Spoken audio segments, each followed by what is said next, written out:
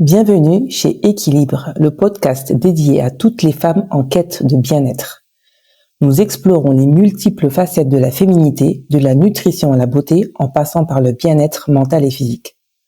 Rencontre des experts de la santé, des coachs, des femmes inspirantes qui partageront leurs conseils, leurs expériences et leurs histoires pour t'accompagner dans ton parcours vers l'équilibre. Prépare-toi à être inspiré, informé et motivé à prendre soin de toi à chaque étape de ta vie. Bonjour à tous, bonjour les auditrices, bonjour les auditeurs. Bienvenue dans ce nouvel épisode du podcast Équilibre, dans lequel on va aujourd'hui aborder un sujet qui me tient à cœur. Bonjour Carole, comment tu vas ?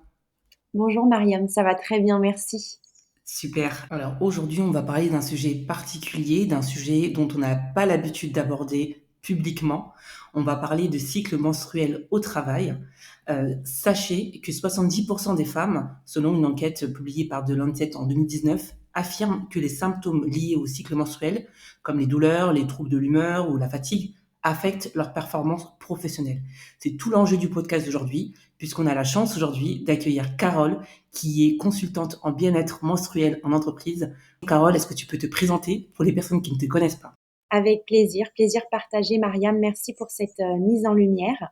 Donc je m'appelle Carole Gutiérrez, je suis consultante en bien-être menstruel en entreprise. Alors c'est un métier qui peut surprendre, mais qui a toute son importance dans notre société actuelle.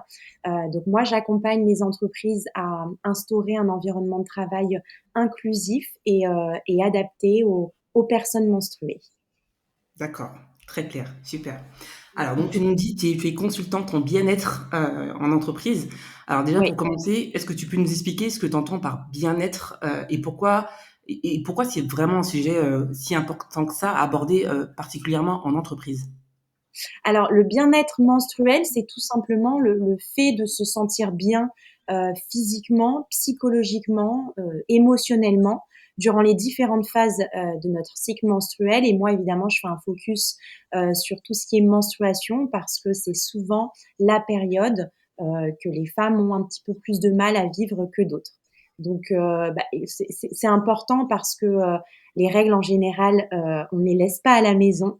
Et dès lors qu'elles commencent à avoir un impact sur la vie professionnelle des femmes, enfin des personnes menstruées, donc un impact sur la productivité, sur la performance, sur la qualité de vie et les conditions de travail, ça doit plus être un sujet qui est traité de manière individuelle, mais plutôt de manière collective, donc en entreprise, en société.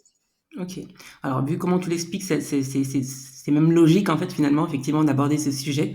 Mais c'est vrai que c'est pas la norme. Donc, c'est super intéressant de le voir sous cet angle-là. Alors, pour parler de cycle menstruel, alors tu nous as dit effectivement que ça pouvait affecter la productivité et les Ouais. performances des femmes. Alors, est-ce que tu peux nous expliquer un petit peu les différentes phases du cycle et comment ces phases-là peuvent impacter positivement ou négativement, j'imagine, euh, les performances en entreprise? Ouais. Alors moi, je préfère dire impacter plutôt qu'affecter parce que Oui, ça permet un petit peu de changer la perception. C'est vrai qu'on est, la plupart d'entre nous, on a tendance à considérer le cycle, les règles comme quelque chose de négatif, comme une faiblesse. Or, il peut avoir des choses à nous apporter et c'est tout l'objectif de ma mission. Donc, comment est-ce que ça impacte la productivité, les performances? Ce qu'il faut en fait s'imaginer, c'est que tout le long de notre cycle, et je pense que tu peux me le confirmer, toi qui es aussi dans ce domaine-là, notre corps, il va subir différentes variations hormonales. Donc, il y a une espèce de balai qui va se mettre en place, balai hormonal entre autres, les œstrogènes et la progestérone. Et en fait, ces variations, elles vont impacter les conditions physiques, le mental, mais aussi nos ressources. Et donc, on va avoir des phases où notre productivité et nos performances, elles vont être à leur maximum. Donc, je pense notamment à la phase folliculaire, la phase qui est juste après les règles, ou encore la phase ovulatoire où on est pas mal boosté aux œstrogènes. Alors, ça ne veut pas dire qu'on n'est pas capable sur les autres phases du cycle. Ça veut juste dire que physiologiquement, à ces périodes-là, on va produire des hormones qui peuvent nous aider à performer davantage, être plus confiante, sortir plus facilement de notre zone de confort, pardon. Par contre, c'est vrai que l'impact, il va être différent d'une phase à une autre, donc je peux pas te dire quel où est-ce que l'impact est plus significatif? Tu vas avoir certaines femmes qui n'ont pas de règles douloureuses, mais qui ont des syndromes prémenstruels assez difficiles. Alors, ça va pas les affecter de la même manière d'une femme à une autre, mais de même que pour certaines, tu vas avoir des phases prémenstruelles qui vont être une occasion d'avoir beaucoup plus de créativité, alors que pour d'autres, c'est en phase ovulatoire qu'elles vont produire davantage. Donc l'idée, c'est vraiment de comprendre comment ça fonctionne pour soi et voir et comprendre là où l'impact peut être le plus significatif. Ok, super clair. Parce que c'est vrai que euh, quand on entend parler comme ça de bien-être menstruel en entreprise, on pourrait tout de suite penser à la gestion de la douleur. Mais ce que tu dis, c'est super important parce qu'au-delà du cycle menstruel, enfin, le cycle menstruel, c'est pas que la gestion de la douleur. Donc c'est, en tout cas, dans ton approche et dans ta façon effectivement de proposer tes services en entreprise, c'est surtout, si je comprends bien, se servir du cycle menstruel comme un boost en termes de productivité selon les différentes phases et pouvoir effectivement en tirer bénéfice. Exactement. Alors la gestion de la douleur, bien sûr, elle est là et elle est d'autant plus importante pour les femmes notamment qui ont des règles douloureuses. Mais effectivement, moi, mon objectif, c'est de donner ces bases du cycle mensuel qu'on n'a pas, parce que clairement, le petit cours qu'on a en quatrième de biologie, voilà, ça reste très basé sur l'anatomie, mais on n'apprend pas, en dehors de ce que sont les règles et l'ovulation, on n'apprend pas de manière plus globale ce qu'est le cycle. Donc vraiment comprendre ce que les bases du cycle mensuel, mais de manière assez vulgarisée, si je puis dire. Et puis surtout, une fois qu'on a compris ce qu'est le cycle mensuel, qu'est-ce qu'on en fait de ces informations? Comment on apprend à en faire un allié de notre vie professionnelle? Voilà, ok, c'est très très clair. Merci beaucoup Carole pour ta réponse. Il y a une enquête en fait qui a été faite en 2023 par l'IFOP qui montre que Ouais. 68% des Françaises sont favorables à l'instauration d'un congé menstruel. Alors, et je sais aussi qu'il y a quelques entreprises et quelques villes qui ont mis en place des dispositifs, notamment par exemple la ville de Saint-Ouen en Île-de-France, qui a Ouais. mis en place un dispositif de congé menstruel pour les employés donc de la mairie. Et depuis 2023, et c'est ainsi que la ville de Saint-Ouen est devenue la première commune de France à tester ce type de congé. Alors, Ouais. et comment ça se concrétise concrètement? Donc, les employés, en fait, qui sont concernés, ils peuvent s'absenter une journée par mois sans perdre de salaire. Donc ça, c'est super, en fait, ce genre d'initiative. Toi, concrètement, à ton avis, comment les entreprises peuvent vraiment soutenir justement leurs employés? Parce que j'imagine que, en tout cas, pour l'instant, c'est pas encore généralisé. Comment aujourd'hui elles peuvent soutenir leurs employés dans le bien-être menstruel? Première question. Et deuxième question, est-ce que tu as des exemples concrets d'initiatives mises en place, notamment avec des entreprises que tu as pu accompagner sur ces sujets-là? Ouais. Alors c'est vrai que le congé menstruel, c'est le must du must. Ouais. Et j'espère en tout cas que cette initiative, elle va en inspirer d'autres, en tout cas d'autres mairies et peut-être à plus grande échelle, pardon. Avant toute chose, avant de parler d'initiatives concrètes, moi, la première des choses que je propose, c'est de faire de la sensibilisation de tous les acteurs. Parce que si on met en place des initiatives, mais que derrière, il n'y a pas eu de sensibilisation, ça peut avoir au contraire l'effet inverse, c'est-à-dire que ça peut générer de la discrimination. Pourquoi on délivre comme ça une journée aux femmes? Pourquoi on met en place telle ou telle pratique?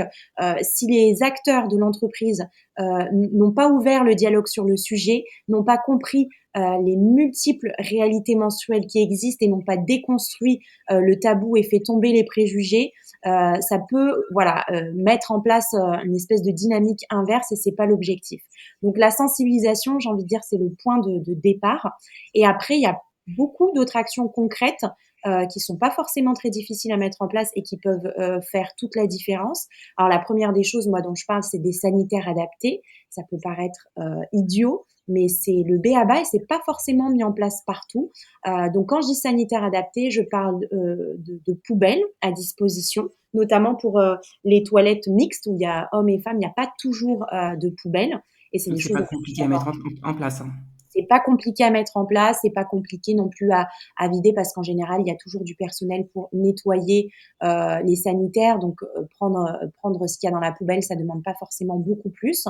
Ça soulage énormément pour l'avoir vécu moi, qu'il n'y ait pas de poubelle dans les toilettes. C'est un véritable enjeu pour les salariés parce qu'elles se demandent comment est-ce qu'elles vont se débarrasser en fait de leurs produits menstruels usagés. Et c'est pas toujours évident de retraverser le bureau en cachant sa serviette Oui. hygiénique dans son pantalon, surtout si elle est usagée. Donc voilà, poubelle. Ensuite, ce qui serait l'idéal, c'est des lavabos dans chaque cabine de toilette. La plupart du temps, ce sont des lavabos partagés. Alors c'est bien hein, déjà, hein, c'est une bonne chose et je crois même que c'est obligatoire. Mais quand on a des produits menstruels comme des cups, qui sont des nouveaux produits menstruels qu'on utilise depuis plusieurs années, c'est bien d'avoir son intimité, c'est bien aussi de pouvoir laver ses doigts, et ça même quand on n'a pas de cup, quand on retire un tampon, on peut avoir besoin de nettoyer ses doigts en toute intimité. Donc voilà, ça c'est le b.a-ba, des sanitaires adaptés. Ce qui enlève aussi une énorme charge mentale, ça va être le distributeur de produits menstruels. Alors on peut se dire oui, mais c'est vrai, les femmes, elles devraient penser à avoir toujours des produits menstruels. Y penser, c'est une charge mentale, et ne pas avoir à y penser, ça soulage les femmes. On peut aussi avoir des accidents, ça arrive à tout le monde. On peut aussi, dans certains cas, avoir des règles abondantes, ce qui fait que parfois on a prévu, mais parfois on n'a pas assez. Donc on est vraiment soulagé d'avoir à disposition ce genre de dispositif.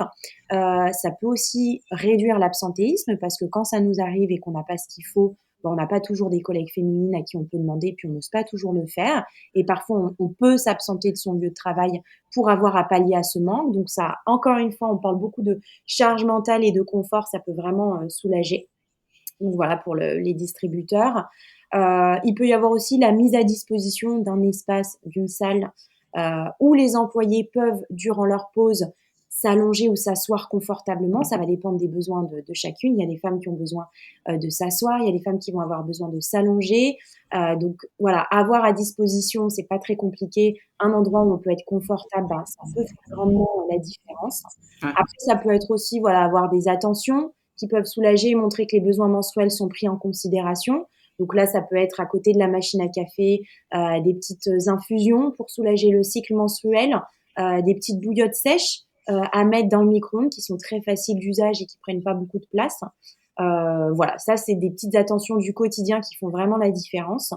Et puis après, de manière un petit peu plus professionnelle, on va dire, la mise en place d'outils de communication interne qui permettent de parler de ses besoins à son manager en toute confiance et en toute confidentialité. Je sais que ça peut être quelque chose d'assez déstabilisant de parler de ses besoins menstruels, puisque c'est un gros tabou à son manager ou à son boss. Quand les bureaux sont partagés, on n'ose pas toujours. Donc voilà, mettre en place ce genre d'outils pour faciliter la communication et ouvrir le dialogue.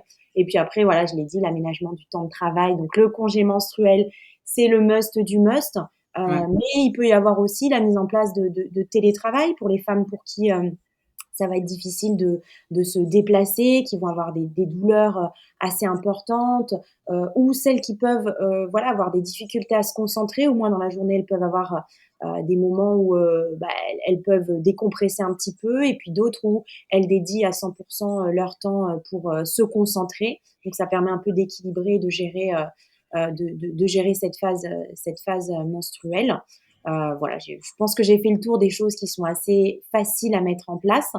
Il y a aussi la formation des salariés à une meilleure compréhension du cycle, comme j'ai dit juste C'est ce que avant. j'allais te dire, oui. Oui. Voilà, comprendre son cycle, c'est aussi être en mesure d'organiser son travail. Alors pas de tout réorganiser en fonction de son cycle. Je sais que c'est pas facile pour tout le monde, mais se dire, eh bien voilà, moi, je sais que dans ma phase menstruelle, c'est très compliqué pour moi de produire parce qu'il y a des douleurs, parce que j'ai du mal à me concentrer, ou parce que je dors très très mal par exemple. Dans ce cas-là, sur quelle phase je peux performer, prendre de l'avance, être productive, ou alors planifier les choses pour que justement réussir à avoir le maximum de visibilité et de facilité à dealer avec mon cycle menstruel. Ok, super. Effectivement, comme tu dis, tout passe déjà de toute façon par une certaine sensibilisation, et puis Ouais. aussi voilà, il faut, je pense, de toute façon, expliquer le cycle menstruel et les différentes étapes. Et je pense que c'est à la fois intéressant pour les femmes, mais aussi bien sûr pour leurs collègues hommes, pour Bien avoir sûr. le même niveau de compréhension et se comprendre mutuellement. Et puis ça peut même potentiellement servir au-delà du travail, quoi. Oui, bien sûr. au-delà du travail, de toute façon, c'est gagnant-gagnant. C'est-à-dire que le manager, il n'est pas concerné directement par les règles, mais il peut avoir des collègues qui sont concernés par les menstruations. Donc, comprendre l'impact que ça peut avoir permet aussi de mettre en place des actions adaptées, que le dialogue soit plus simple aussi, qu'il ait participé à cette sensibilisation, ouvre le dialogue et fait en sorte que peut-être les salariés auront moins de difficultés à se tourner vers lui si elle rencontre des problèmes. Et puis gagnant-gagnant aussi par rapport à l'entreprise, c'est-à-dire que le manager, il a tout intérêt à mettre en place des actions qui permettent aux employés de rester productives, d'améliorer leur bien-être pour que la productivité et la performance restent au maximum au rendez-vous. Et en termes aussi d'entreprise, d'image marque employeur, c'est intéressant de voir qu'une entreprise, elle a intégré toutes ces dimensions dans ses objectifs d'inclusivité. Mmh. Je trouve que ça permet d'attirer les talents et aussi de fidéliser ceux qui sont déjà sur place. Exactement. Du gagnant-gagnant, comme tu le dis. Exactement. Est-ce que tu sais comment ça se passe dans le reste du monde? Parce que nous, ici en France, voilà, c'est des choses qui commencent un petit peu à arriver petit à petit, grâce à des personnes comme toi qui essaient de porter le message. Mais est-ce que tu sais un petit peu comment ça se passe dans le reste du monde ou en Europe? Voilà, est-ce que c'est des choses qui commencent à émerger ou est-ce qu'il y a des coins du monde justement où c'est déjà émergé, c'est déjà en place? Qu'est-ce que tu peux Ouais. nous en dire? Alors oui, je sais que le sujet, il émerge dans plusieurs pays. Après, ce sont des niveaux d'engagement qui sont variables.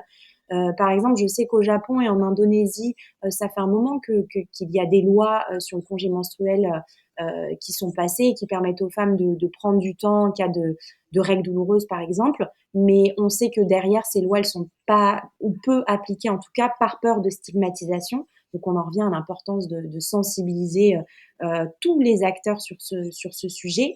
L'actualité la plus récente, ça va être en Espagne en 2023.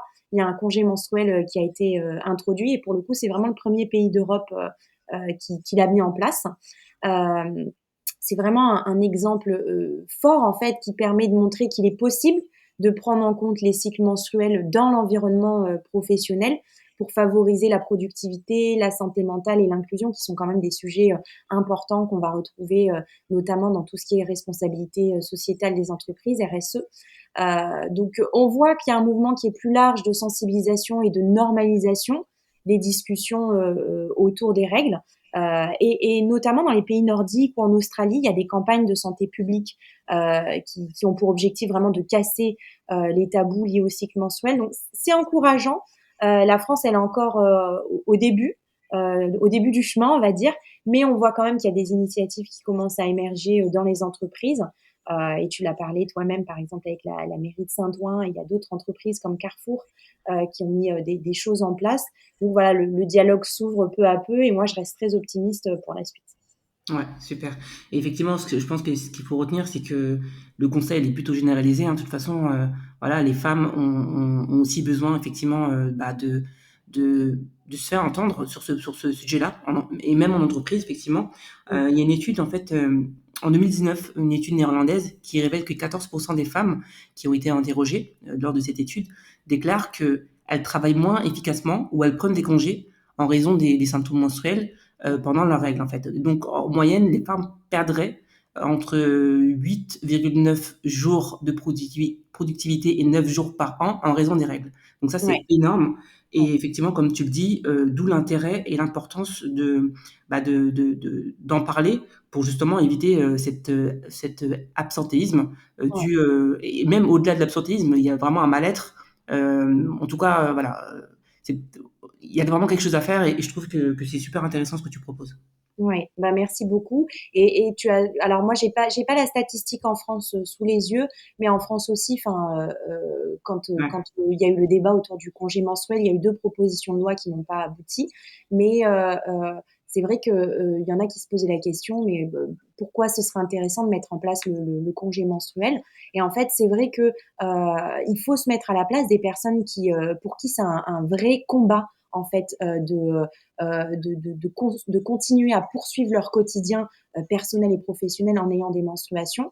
Ça peut être un sommeil qui est difficile, des douleurs très invalidantes et l'impossibilité, et c'est ça qu'il faut souligner, de pouvoir voir son médecin pour qu'il l'arrête. Et en fait, entre le moment où la personne va aller voir son médecin, va avoir son arrêt de travail et va avoir enfin ses jours pour se reposer, pour prendre soin de soi, et ben il y a quand même une carence, il y a le délai de carence qui fait que les femmes, si elles doivent répéter cette opération tous les mois, elles sont vraiment perdantes. Donc, il faut vraiment essayer de réfléchir intelligemment en se disant est-ce que ce qui est important, c'est cet absentéisme, plutôt ce présentéisme sur lequel les entreprises vont vouloir éviter de perdre des employés. Est-ce que c'est pas plus intéressant de faire en sorte que les personnes puissent rester à la maison et se reposer pour revenir plus performantes et en n'ayant pas perdu en fait de salaire, plutôt que de forcer ces personnes, alors forcer c'est peut-être trop fort comme mot, mais en tout cas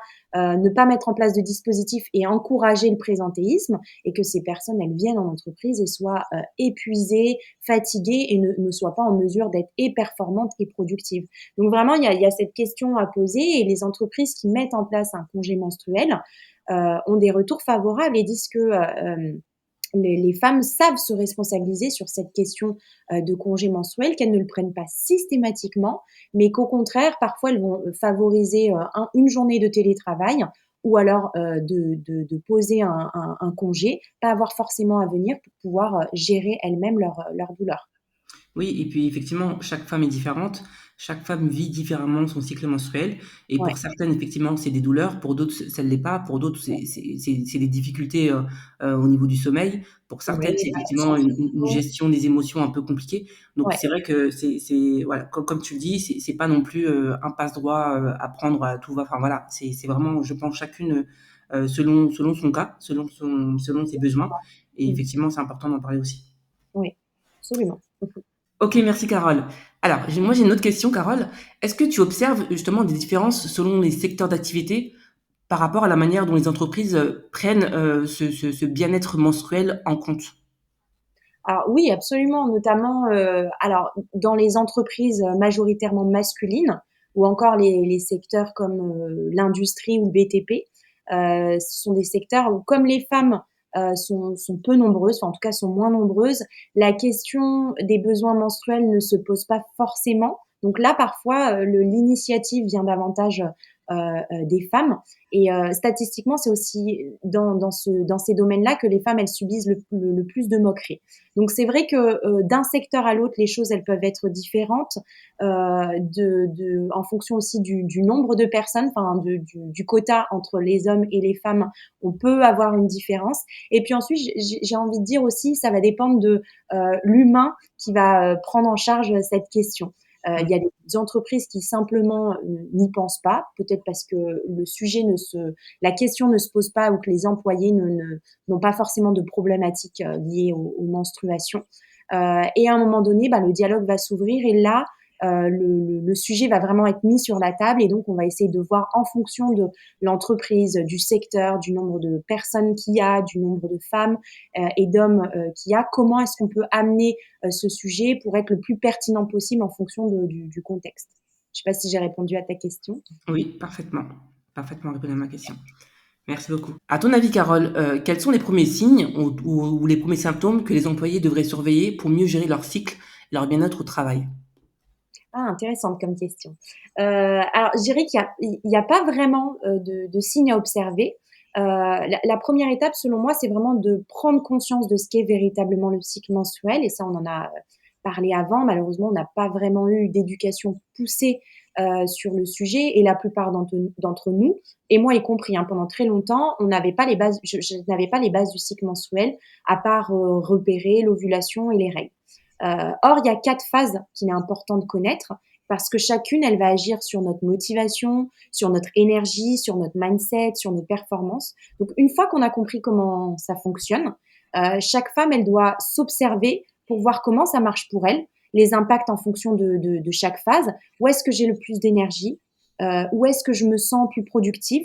Quand est-ce que je ressens le besoin de ralentir? Et en fonction de ça, on va repérer Moi, ce que j'appelle ces phases de plein potentiel, donc là où on va vraiment performer, où on va être capable de cumuler les tâches, d'avoir une vision plus claire, etc. Et les phases de ralentissement, ça ne veut pas dire que ce sont des phases où on ne va plus rien faire, parce que je crois que personne ne peut se permettre de ne plus rien faire. Mais en tout cas, comment est-ce qu'on va travailler différemment parce qu'on a ce besoin de ralentissement, qu'on ne doit pas saboter du tout. C'est ce qu'on a tendance à tout faire. On continue à forcer dans les phases où on est censé ralentir, ce qui fait que sur les phases d'après où on est censé être en plein potentiel, on n'y arrive pas parce qu'on a beaucoup trop forcé. Donc ces phases de ralentissement, elles sont intéressantes aussi parce qu'on va apprendre à peut-être moins être dans le faire, mais plus être davantage dans l'être. Je ne sais pas si c'est parlant, mais par exemple, je vais donner un exemple tout bête. À un moment donné, moi, j'ai fait mon site internet et donc il fallait que je produise du contenu pour chacune de mes pages. Et sur des phases de ralentissement, donc moi, c'est ma phase prémenstruelle où je commence à ressentir ce ralentissement. Il y a des moments où je n'arrivais plus du tout à produire, où j'avais du mal à me concentrer, du mal à tout simplement écrire. Dans ce cas-là, au lieu de me forcer à continuer à faire ça, je me suis dit comment est-ce que je peux continuer à produire, mais sans que ça me demande autant d'énergie. C'était tout simple. C'était une phase où je me sentais beaucoup plus créative. Donc, me concernant, moi, c'est une phase où je suis plus créative. Donc, j'ai noté des idées de choses que je pourrais développer sur mon site internet. Je suis allée aussi flâner sur les sites internet de mes concurrents. J'ai pris des idées, j'ai fait un peu de veille concurrentielle. J'ai écrit des articles pour Instagram ou des articles pour LinkedIn.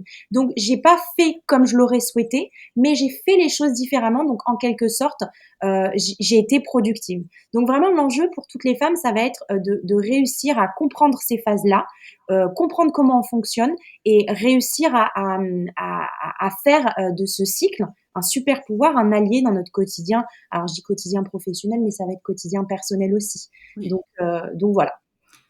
Franchement, je suis en totale adéquation avec tout ce que tu dis. Et Bah oui, ça effectivement, résonne. Ça m'étonne pas que ça résonne avec ce que tu fais aussi. tu as raison avec ce que je fais. Et puis effectivement, c'est vrai que mon enjeu aussi, mon rôle, c'est aussi effectivement de faire connaître ce cycle menstruel aux femmes qui Ouais, ne connaissent pas suffisamment leur cycle menstruel, de leur faire comprendre en fait finalement l'impact du cycle menstruel sur tout en fait, hein, sur l'alimentation, sur l'énergie, sur les humeurs, sur ouais, les interactions sociales, sur la productivité, on en a parlé aujourd'hui.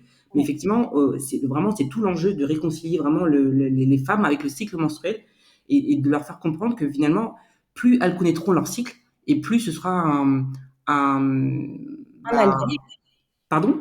un allié au final. Un allié pour tout en fait, effectivement. Donc ça résonne totalement avec ce que tu dis. Et puis j'aimerais rajouter quelque chose.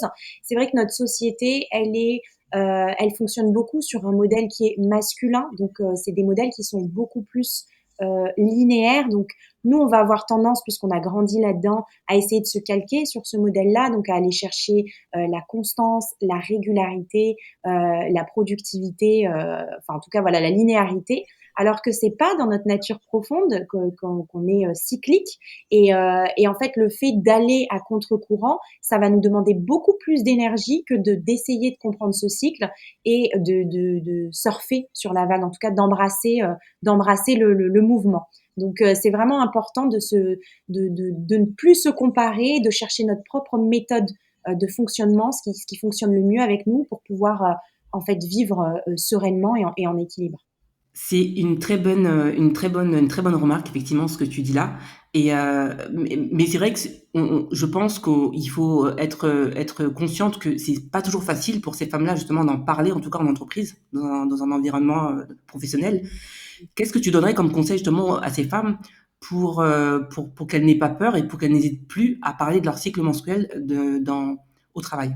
Ouais. Alors c'est vrai, tu as entièrement raison. Je sais que ça peut être difficile de parler des règles, des menstruations en entreprise. L'objectif, c'est pas de mettre le sujet sur la table avec son boss entre le fromage et le dessert. Avant de se lancer, c'est vraiment important de se poser la question, à qui ai-je un intérêt à parler de mes règles?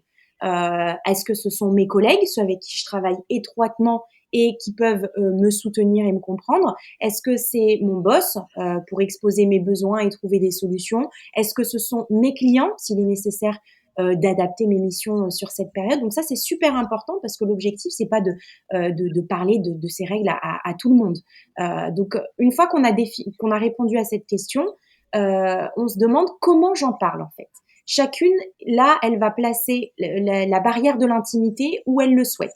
On n'est pas obligé d'expliquer en détail les raisons de ces douleurs. L'objectif, c'est d'être en mesure de dire ce que ces douleurs vont provoquer comme besoin chez nous. En pratique, ça va donner quoi? On prend la personne à part, donc le boss, le collègue, le client, peu importe, l'interlocuteur dans l'entreprise pour qui c'est important d'en parler. On s'assure d'être dans un cadre où on se sent à l'aise et où on ne sera pas dérangé. Donc, si c'est un open space, non, on essaie vraiment de prendre la personne à part pour vraiment garder cette intimité. Et ensuite, on en parle factuellement. On expose ce qu'on vit pendant ces règles et surtout les conséquences sur mon travail. Donc, par exemple, j'ai de grosses douleurs au ventre quand j'ai mes règles, ce qui rend mes déplacements difficiles. Et là, on a été factuel, on a exposé les faits et on a exposé les conséquences. Et donc là, ce qui peut être intéressant, c'est d'être force de proposition parce qu'en face de soi, on peut avoir des personnes qui vont tout à fait se mettre à notre place. Ça peut être des femmes, mais après, il y a certaines femmes qui vivent très bien leurs règles et qui vont peut-être pas forcément être à même d'avoir en tête les besoins que ça peut engendrer derrière.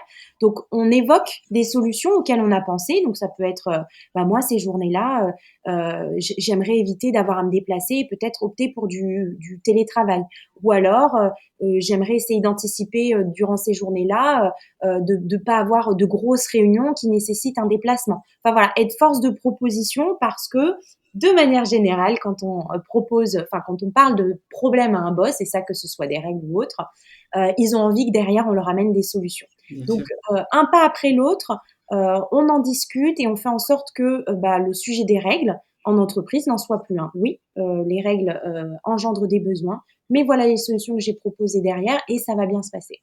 Voilà, les entreprises, elles doivent être en mesure, on est quand même à une personne sur deux, hein, statistiquement en France, qui ont des règles douloureuses, une personne menstruée sur deux, et 2 salariés sur 3 qui éprouvent des difficultés liées aux règles au travail. Et donc 6 sur 10 qui ont déjà manqué le travail à cause de la règle. Donc ça, c'est des statistiques de l'IFOP, c'est des statistiques réelles, ce sont des réalités que vivent les personnes menstruées au quotidien. Donc les entreprises, elles vont devoir à un moment donné ou à un autre s'adapter à ces réalités-là. Ouais, et ça passe par le dialogue et effectivement, Exactement. ouais, Oser super, en parler super. Et et la mise justement, en oui, il l'a mise en place.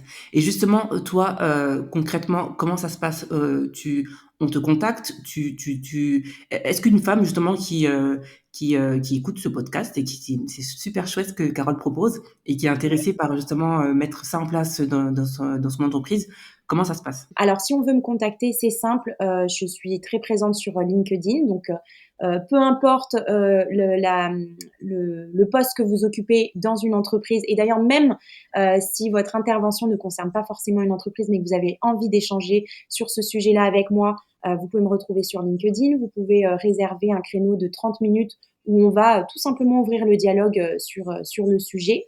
Alors, moi, il y a deux sortes de prises de contact. Soit c'est moi qui vais à la recherche des entreprises. Alors, je vais plus naturellement vers les entreprises qui ont déjà montré un intérêt pour le sujet. Ça peut être à travers des publications LinkedIn ou des acteurs importants qui sont engagés sur les sujets de la RSE, par exemple.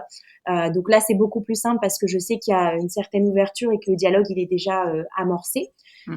Et puis parfois, j'ai des entreprises qui me contactent, ce sont souvent des entreprises qui sont un peu précurseurs sur le sujet et qui ont cette volonté d'aller un peu plus loin dans leur démarche. Donc là, ils me contactent et ils me demandent ce que je peux faire. Ils m'expliquent un peu le contexte et comment moi je peux intervenir pour amener ce sujet-là. Donc soit via de la sensibilisation, soit via des actions de consulting, des missions de consulting où là, je vais carrément mettre en place des initiatives concrètes sur le terrain.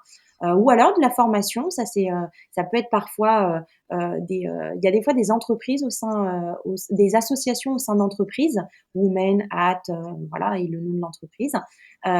Et souvent elles mettent en place des actions pour les femmes autour du bien-être. On voit vraiment que ça fait quelques années là que les questions de bien-être, de parentalité, etc. prennent de plus en plus de place en entreprise.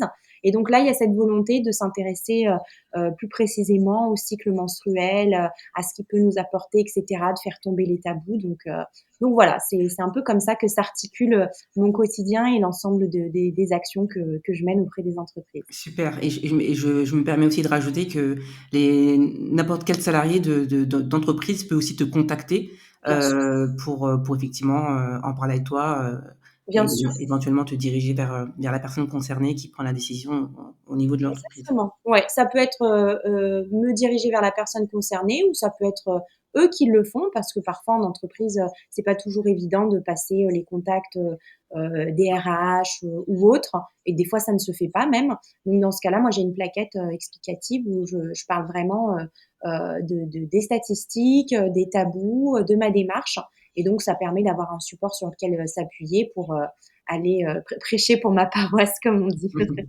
Ok Carole, de toute façon, moi je mettrai dans le descriptif le lien vers ton compte LinkedIn pour que les personnes puissent te contacter directement. Super. Bah, n'hésitez pas en tout cas, c'est toujours un plaisir pour moi d'échanger sur ce sujet. Alors, merci beaucoup Carole pour tous ces éléments de discussion. C'était vraiment très intéressant de discuter avec toi de ce sujet, vraiment passionnant. Pour finir, est-ce que tu as un message à faire passer justement à nos auditrices sur l'importance de prendre soin de leur bien-être menstruel au travail et même en dehors? Alors, si j'ai un message à adresser à toutes celles et ceux qui nous écoutent, mais surtout celles qui nous écoutent, ce serait de vraiment réaliser que prendre conscience de notre cycle, l'accepter, c'est sortir de la culpabilité. On va comprendre pourquoi parfois on a besoin de ralentir, on va comprendre pourquoi parfois on a plus de difficultés à se tourner vers les autres, on va comprendre pourquoi parfois on est beaucoup plus fatigué que d'autres. Donc on sort vraiment de ce schéma de culpabilité et on se dit, bah, ok, c'est normal, je suis dans une phase qui requiert plus de repos. C'est aussi ouvrir une porte sur la connaissance de soi parce qu'on comprend notre fonctionnement et on est en capacité d'en faire une force. Donc, je trouve que à l'heure actuelle, la plupart des femmes, elles ont des vies à 200 à l'heure et on peut pas se priver de cette ressource-là qui est vraiment indispensable et qui nous permet de vivre un quotidien plus serein, un quotidien plus aligné. Donc mon message, il est simple, partez à la découverte de votre cycle. C'est vraiment pas compliqué. Arrêtez de nager à contre-courant et vraiment apprenez à embrasser la vague. Vous le regretterez pas. Super, c'est un super mot de la fin. Merci. Merci beaucoup Carole pour le temps que tu as bien voulu nous accorder, pour Avec toutes plaisir. pour tous ces éclaircissements. C'est vraiment très très clair le lien entre cycle menstruel et entreprise, alors que là au premier abord en fait on pourrait dire mais quel est le rapport entre cycle menstruel et entreprise? Tu nous Ouais. l'as très bien expliqué, très bien vulgarisé. Merci Mais beaucoup pour ça. merci à toi de m'avoir laissé la parole et vraiment ravie de cet échange très enrichissant. Merci beaucoup Carole, à bientôt. À bientôt. Voilà, nous arrivons à la fin de ce podcast. C'était Mylène et Mariam avec Équilibre. Nous te remercions d'avoir suivi jusqu'au bout cet épisode. N'hésite pas à liker si ça t'a plu, à partager à ton entourage et à laisser en commentaire les différents thèmes que tu aimerais nous voir aborder. Prends soin de toi et à bientôt sur Équilibre où la santé et le bien-être des femmes sont au cœur de chaque épisode.